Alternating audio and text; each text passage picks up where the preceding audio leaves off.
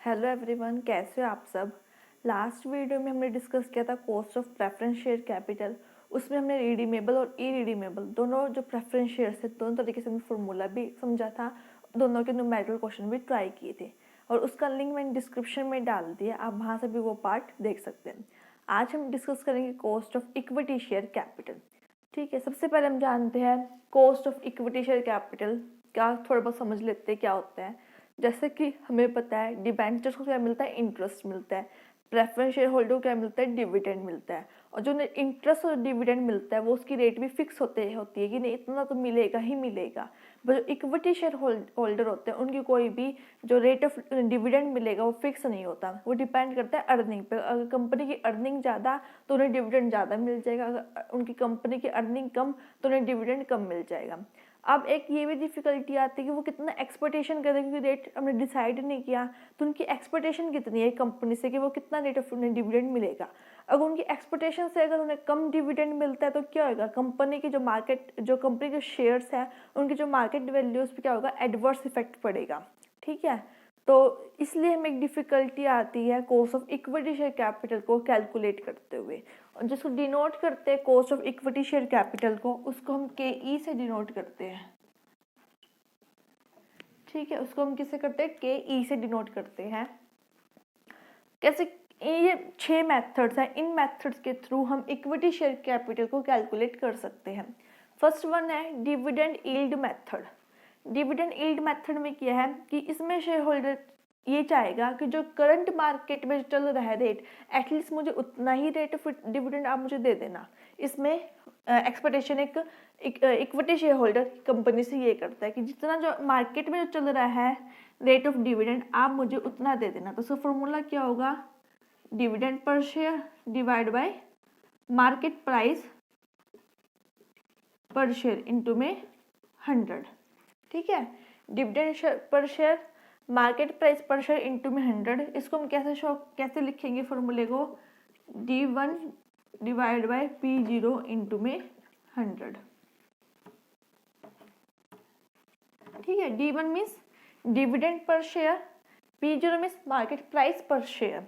अगर जो यील्ड होता है ना ये हमेशा किस पे निकलता है, ये हमेशा मार्केट वैल्यू पे निकलता है।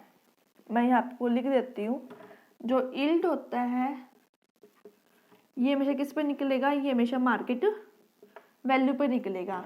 और जो रेट होता है वो किस पे निकलता है, हमारा वो अर्निंग पे निकलता है। ठीक है, रेट किस पे निकलता है, अर्निंग पे। और जो यील्ड होता है ना ये हमेशा शेयर होल्डर के लिए कैलकुलेट करते हैं हम, शेयर होल्डर कैलकुलेट करता है। और जो रेट है वो हमेशा कौन करता है, कंपनी कैलकुलेट करती है। ठीक है, ये चीज़ ध्यान रखना, जो यील्ड है वो हमेशा मार्केट वैल्यू पे निकलता है और हमेशा शेयर होल्डर उसको क्या करता है, कैलकुलेट करता है। जो रेट है वो अर्निंग पे निकलता है और वो हमेशा कंपनी कैलकुलेट करती है। आपको ये चीज़ ध्यान रखनी है। जैसे मान लो फॉर एग्जाम्पल है, एक कंपनी 12 रुपये डिविडेंड पे करती है। ठीक है, और जो मार्केट प्राइस पर शेयर वो मान लो 150 है, इनटू में 100 कर दो, क्या आंसर आ जाएगा इसका,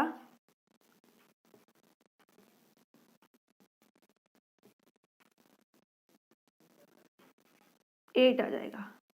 8%, मतलब उसे कितना मिलना चाहिए, उसे 8% मिलना चाहिए।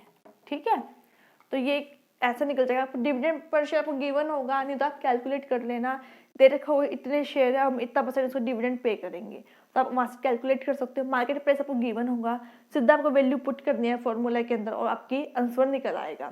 तो ये क्या है, dividend yield method.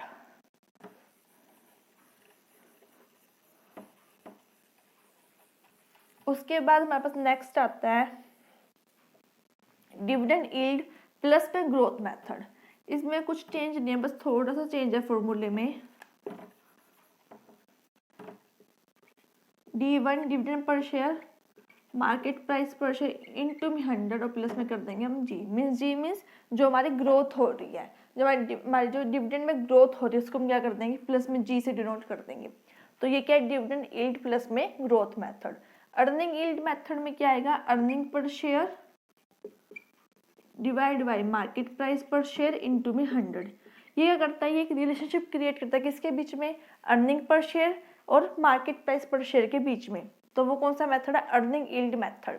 Earning yield plus में ग्रोथ मेथड का फॉर्मूला क्या होगा, earning per share market price पर शेयर इनटू में 100 और प्लस में क्या हो जाएगा, ग्रोथ। तो वो कौन सा मेथड हुआ, अर्निंग यील्ड प्लस में ग्रोथ मेथड। ठीक है, नेक्स्ट कौन सा है, रियलाइज्ड यील्ड मेथड। इसमें क्या है, हमें पता है कैलकुलेट करना काफ़ी डिफिकल्ट है कि वो कितना रेट ऑफ डिविडेंड एक कंपनी वाले से एक्सपेक्ट करते हैं। तो हम ये सोचते हैं कि जितना उन्हें पास्ट में मिल रहा था वो इतनी एक्सपेक्टेशन कर दे कि उन्हें फ्यूचर में भी इतना मिलता रहे। वो क्या होगा, रियलाइज्ड यील्ड मेथड होगा। इसका जो फॉर्मूला होगा, अगर हमें डिविडेंड पर शेयर के हिसाब से दे रखा तो dividend per share divide by क्या लेते हैं हम, नेट प्रोसीड। उसमें क्या करते थे हम, इसमें डिविडेंड यील्ड मेथड में हम क्या करते थे, हम मार्केट प्राइस पर शेयर लेके चलते थे। पर रियलाइज्ड यील्ड मेथड में कि जो हमें पास्ट में था हम उसके बेस पे कैलकुलेट करते हैं, तो हम क्या लेके चलेंगे, नेट प्रोसीड। ठीक है, अगर हम अर्निंग पर शेयर के हिसाब से कैलकुलेट करेंगे तो earning per share divide by net proceed into में 100। तो वहाँ पे फॉर्मूला हो जाएगा ये, earning per share divide by net proceed into में 100। और पहले अर्निंग यील्ड मेथड में क्या था, मार्केट प्राइस पर शेयर। ठीक है, तो ये क्या, रियलाइज्ड यील्ड मेथड। नेक्स्ट है कैपिटल एसेट्स प्राइसिंग मॉडल। इसमें जो फॉर्मूला है, इसमें है RF प्लस में B RM माइनस में RF। ठीक है,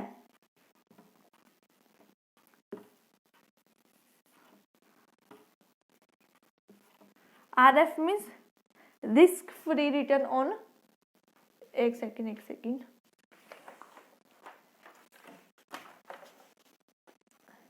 rate of return required on risk free investment. ठीक है, RF मीन्स है rate of return required on risk free investment. Risk free कौन सी होगी इन्वेस्टमेंट, जो गवर्नमेंट की जो सिक्योरिटीज होती है वो होते हैं रिस्क फ्री होती है, तो वो RF है। B means beta coefficient. RM means risk rate of required rate of return on market portfolio, और RF means rate of return required on government security means risk free securities. ठीक है, वो होता है RF। RM means rate of return required on market portfolio, B means beta coefficient, और RF का मैंने आपको बताया है क्या होता है। तो ये क्या निकालता है, ये capital assets pricing model calculate करता है। ठीक है, तो ये 6 मेथड्स हैं जिनके थ्रू हम cost of equity share capital calculate कर सकते हैं। इसमें कुछ नहीं, सीधा आपको सीधा आपको वैल्यू गिवन होगी, आपको सिर्फ फॉर्मूला याद करना है, उस फॉर्मूला के अंदर पुट करना, आपका आंसर इजीली कैलकुलेट हो जाएगा।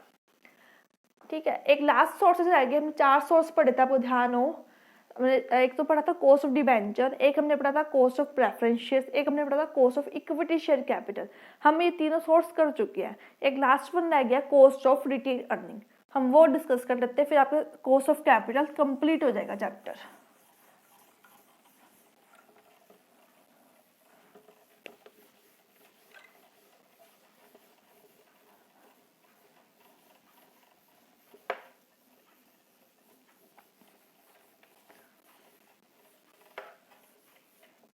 नेक्स्ट टॉपिक क्या है, कॉस्ट ऑफ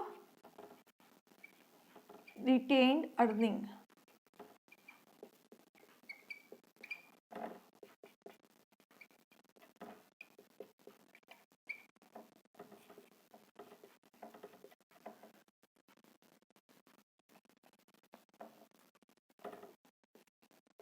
ठीक है, कॉस्ट ऑफ रिटेन्ड अर्निंग,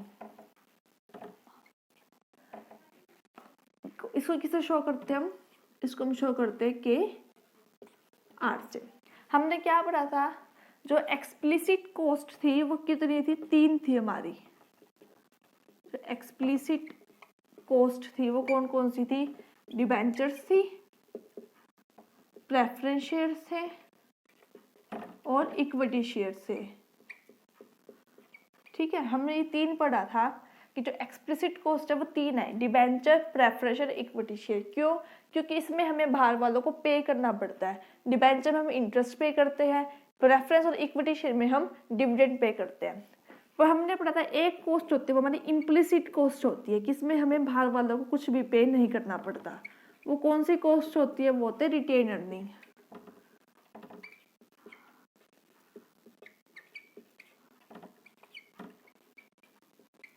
वो कौन सी कॉस्ट है? हमारी रिटेन अर्निंग। बट ये गलत है, इसमें हम ये मान के चलते कि इम्प्लिसिट कॉस्ट है तो हमें कुछ पे नहीं करना पड़ रहा है, फ्री ऑफ कॉस्ट है। बट ये गलत है, क्यों? क्योंकि रिटेन अर्निंग हमारे पास कैसे हुई? जो हमारा नेट प्रॉफिट था उसका कुछ पार्ट तुमने डिविडेंड को एज ए शेयर होल्डर को एज ए डिविडेंड पे कर दिया, और जो कुछ पार्ट बचा वो हमने रिटेन करके रख लिया। पर हक तो किसका था? शेयर होल्डर का हक था उस पर। अगर शेयर होल्डर अगर डिविडेंड को फोरगोन नहीं करते तो हमारे पास रिटेन बचता ही नहीं। और अगर वो वहाँ से ले लेते हमसे पैसा, मतलब डिविडेंड के फॉर्म में वो हमसे ले लेते हैं, तो क्या होता? हमारे हाथ से चला जाता पैसा, और हो सकता है वो कहीं और जाके उसको इन्वेस्ट कर लेते उस पैसे को, और ज़्यादा प्रॉफिट अर्न कर लेते। तो इससे क्या हुआ? अगर उन्होंने डिविडेंड के फॉर्म में पैसा हमसे नहीं लिया, कंपनी के पास रह गया, तो क्या हो गया? जो उनका डिविडेंड था वो फोरगोन हो गया, और उनकी अपॉर्चुनिटी जो कॉस्ट थी वो राइज हो गई। तो वो फिर क्या है? फिर जो रिटेन अर्निंग है वो हमारी क्या है? इम्प्लिसिट कॉस्ट नहीं है, हमारी फ्री ऑफ कॉस्ट नहीं, हमारी अपॉर्चुनिटी कॉस्ट है। क्योंकि जहाँ पे हम इन्वेस्ट करके ज़्यादा पैसा कमा सकते थे, हम वहाँ पे हम इन्वेस्ट नहीं कर पाए। तो वो कौन सी कॉस्ट है? अपॉर्चुनिटी कॉस्ट है। ठीक है, तो ये है कॉस्ट ऑफ रिटेन अर्निंग। इसका जो फॉर्मूला होता है वो होता है KR equals to cost of equity share capital 1 minus में परसेंटेज ऑफ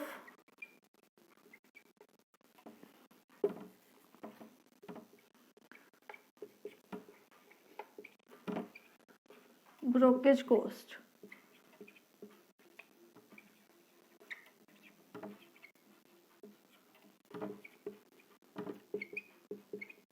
और फ्लोटेशन कॉस्ट। ठीक है, ये क्या कर दो? जो cost of equity share capital calculate होगा उसमें से 1 माइनस में जो ब्रोकेज कॉस्ट है या जो फ्लोटेशन कॉस्ट है वो क्या कर दो? माइनस कर दो, और फिर उसको cost of equity share capital से मल्टीप्लाई कर दो, तो हमारे पास क्या निकल आ जाएगा? Cost of retain earning calculate हो जाएगा। ठीक है, तो ये है हमारे पास कॉस्ट ऑफ कैपिटल का पूरा चैप्टर कंप्लीट हो चुका है। हमने चारों के चारों सोर्सेज पढ़ लिए हैं, एक डिबेंचर्स भी, इक्विटी भी, प्रेफरेंस भी, एंड हमने रिटेन अर्निंग भी। रिटेन अर्निंग में दोबारा समझा देती हूँ, हम क्या मानते हैं? रिटेन अर्निंग इम्प्लिसिट कॉस्ट है कि हमें बाहर वालों को कुछ पे नहीं करना पड़ता। बट क्या है? ये फ्री ऑफ कॉस्ट नहीं है, ये हमारी अपॉर्चुनिटी कॉस्ट अराइज हो रही है। क्यों?